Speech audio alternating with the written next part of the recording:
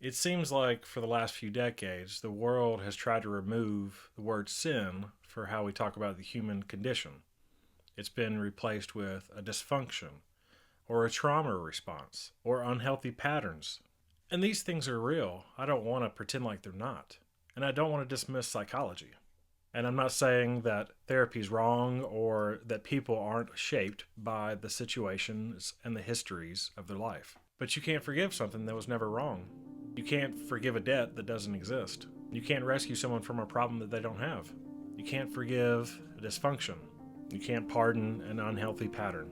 And you can't offer grace to a trauma response.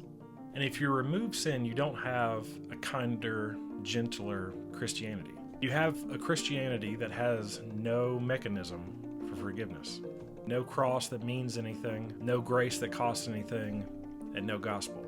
Today, I want to show you what sin actually is, because I think once we get back to the true definition, it'll be the best news that you heard this week.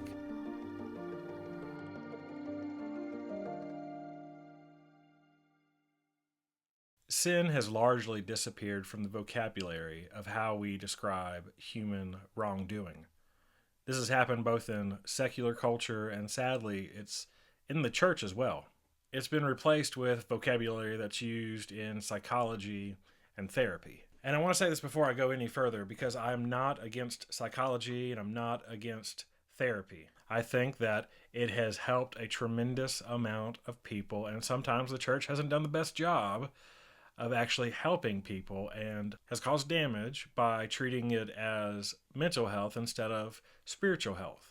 And I think that's a real problem, and I'm not interested in adding to that problem. But what I'm saying is that psychological vocabulary and theological vocabulary are doing different things.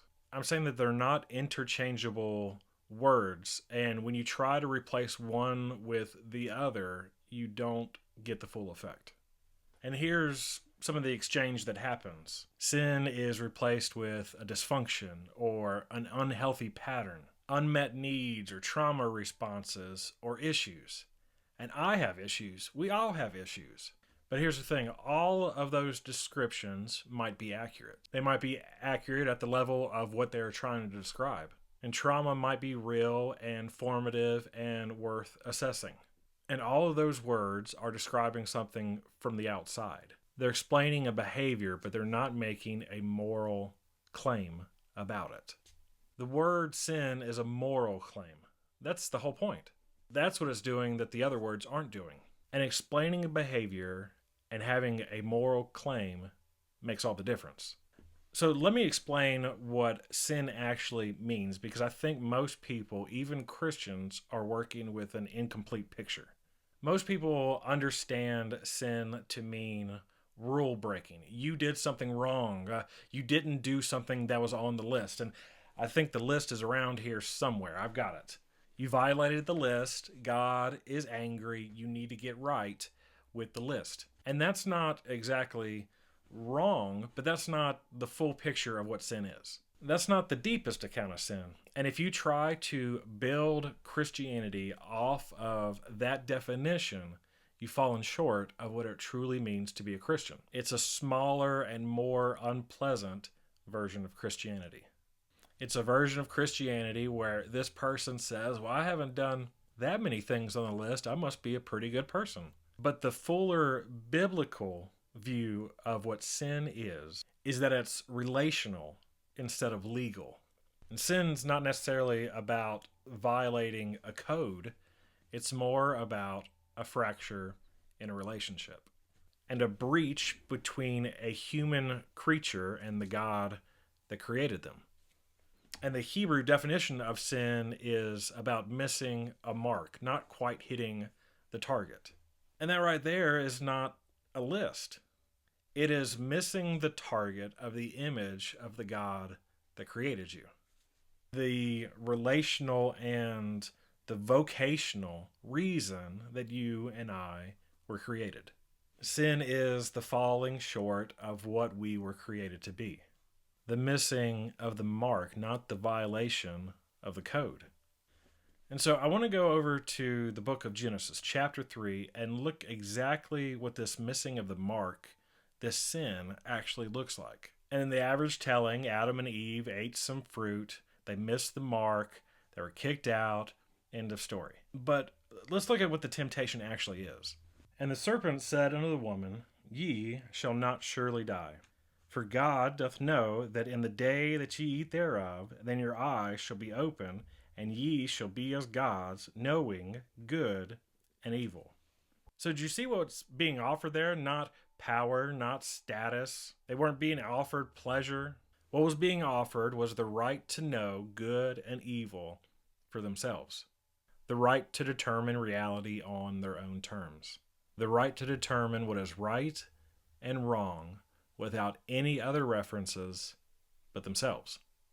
The temptation there is autonomy, self-determination, the right to be their own moral authority. The sin of Adam and Eve is not primarily the eating. The sin was choosing self-determination over a relationship with God. The choosing to define good and evil for themselves instead of the description coming from God. That affected Adam and Eve, and it affects the world. That's what the content of original sin is.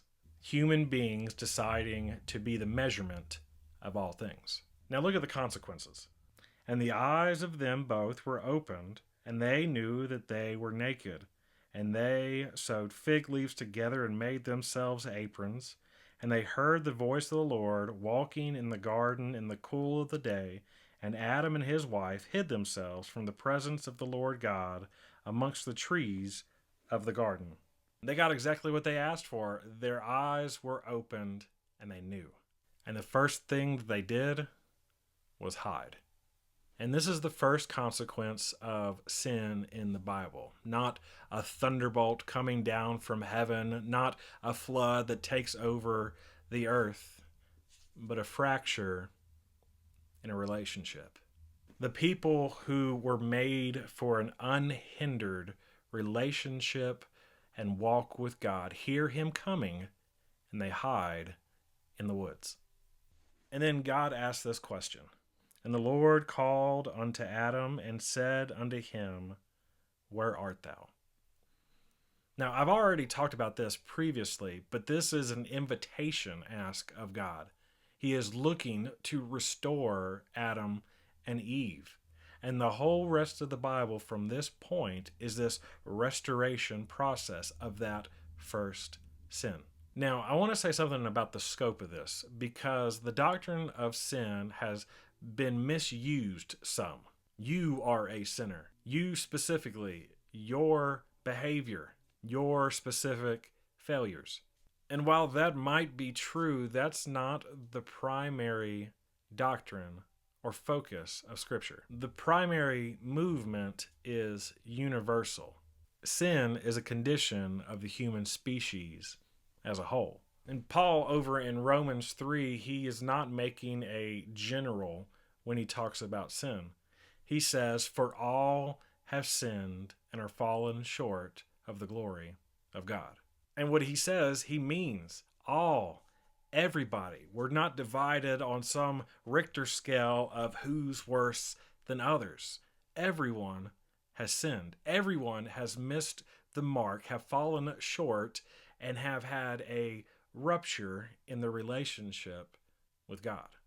And the glory of God that Paul talks about here is specific. It's not moral perfection. It's this image of God that we are all called to be like. And the statement there is not a statement to make you feel bad.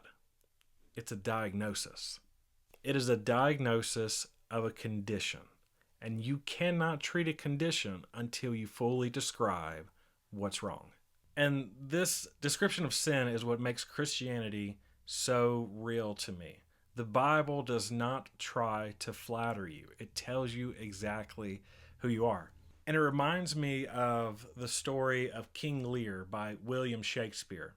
And the story goes that there's this king, King Lear, and he's getting old and is wanting to divide his kingdom up into three and give 3 parts, one each, to one of his 3 daughters. And the 2 oldest daughters, they just start flattering him about how much they love him and all of this, just buttering him up. And King Lear loves it. And his youngest daughter, she says, I love you like a daughter's supposed to love you. I don't love you any more. I don't love you any less. You've done good to me, and I'm thankful for it. She's honest with him. She loves him, but she's not going to flatter her father. And King Lear gets so upset that she is not flattering him that he banishes her. And then the play goes on, and soon enough, King Lear is almost going crazy. And his 2 older daughters are conniving and have basically taken the kingdom from him. And he's on the run. And in Act 3, Scene 4, King Lear, in the middle of a storm, he just realizes who he is. That he was arrogant all his life and didn't care about other people. And he says this line that is a line about him, that's a line about the people of his kingdom, but some actors would turn to the audience and almost say this to the audience. And he would say, poor, naked wretches. And that is not flattering at all. But what King Lear is doing is he's telling everybody that if you take away these titles that we have and these positions that we have and all these things that puff us up, at the end of the day, underneath all of that, we're just poor, naked wretches. We're sinners. We need some kind of saving. And here's the truth. Look at history. Look at your own life on a Tuesday. It doesn't matter how long you've been saved or not. There's always this pulling to not be the image of God, to choose ourselves over anyone else, to define our own interests on standards that we say is right, to hide when we get caught or blame it on someone else. And it's not something that education or better systems will ever eliminate. It's a condition underneath the conditions. And so here's the argument I want to make, because I'm aware that it can be heard in ways that I'm not intending for it to be heard. The therapeutic vocabulary, like dysfunction and trauma and unhealthy behavior and patterns, they're doing something. They're doing something real and useful. It's describing a psychological mechanism underneath things. And it's giving language to internal experiences. And these open doors to healing and are good. But there's a specific thing that therapeutic vocabulary can't do. It can't forgive. You can't forgive dysfunction. You can't forgive trauma responses. You can't forgive patterns. These things can be explained, managed, treated, healed over time. But forgiveness requires a moral category. It requires that something was genuinely wrong. And forgiveness needs a release, not just an understanding. The word sin creates that category. And listen, I'm not saying that if you have a dysfunction or a trauma or any of those things that it's caused by you sinning. But what I am saying is that everyone sins and everyone has issues. Sin says that your choices matter, and it's not reducible neurologically or the amount of education or effort or anything else that you do. That you can try and try and try, but never get over these moral conditions unless there's forgiveness. And this is why sin is one of the most humanizing doctrines in Christianity. It takes you seriously. And again, this is so hard to really say because I understand when people go through things. I understand when there's trauma and there's heartaches and all these other things. But at the end of it, they say you're not responsible for it. And you might not be responsible for some of the things that you do. There might be some things off mentally. There might be different chemicals going on in your body that makes you this way or that way. And you can't necessarily fix those things unless there is time and healing that takes place. Then the doctrine of Christianity, and when it comes to sin, it says you're responsible for the image that you're trying to be like, the image that you're trying to copy. And we need forgiveness. And listen, I've sat with people who have gone through genuine trauma and genuine pain, and the only words that were given to them were therapeutic ones. And these same people were given the right words therapeutically. And to this day, they are still stuck where they're at because they were told that the problems that they had were purely therapeutic and not spiritual. And what they needed was not a better explanation of the problem. What they needed was to be told that their problem could be forgiven. Forgiveness is in the category of what a lot of people have been told is outdated. And so here's why sin is good news. If sin is the underlying problem that every human being has, that we have missed the mark, that we are not the image of God like we were created to be, then the solution is restoring that relationship. Forgiveness is that restoration. That is what the gospel of Jesus Christ is. The cross makes sense in that the death, the burial, the resurrection makes sense if it was trying to diagnose a moral problem and to re-image ourselves into the image of God, to reform that relationship with God. And without the category of sin, none of that makes sense. See, and the gospel means the good news. And the good news requires that there was bad news first. Bad news. We've missed the mark. We've tried to choose our own way. We are not in a proper relationship with God. But good news, because of the cross, because of what Jesus did, because of God himself, we can reform that relationship with God. Instead of dragging all of these things around all of our lives and saying, this is just who I am, and I can't ever get past it, and I don't know what's going on, good news. You can walk with God. And what does the good news offer? This. But God commendeth his love toward us in that while we were yet sinners, Christ died for us. While we were yet sinners, while we had this sin problem, God didn't wait around for us to sort ourselves out. Not after we addressed the patterns of our life. While we were still the problem, Christ died for us. That verse only has its full weight if sin is real. If the problem is real, if the moral category is real. The gospel of Jesus Christ is not God doing something vaguely for humanity. The gospel of Jesus Christ is God's rescue mission to get our relationship back aligned with him.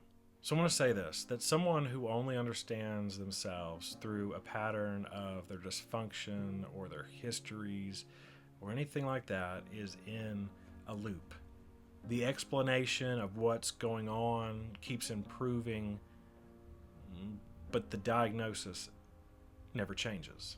The explanation never changes because an explanation can never do anything. Only forgiveness can change a situation. And that's what the word sin does. Not a mechanism, but a doorway into forgiveness. And maybe you, if you've stuck around to the end here, maybe what many of us are striving for is that forgiveness to get back into a proper relationship with God. As it was in the garden with Adam and Eve, we need and we strive and we yearn for this forgiveness to make our walk and our relationship with him as it should be. And my hope and my prayer is that if you've stuck around to this, to the very end, that your relationship, that God has drawn you closer to Him to have a proper relationship with Him. God bless.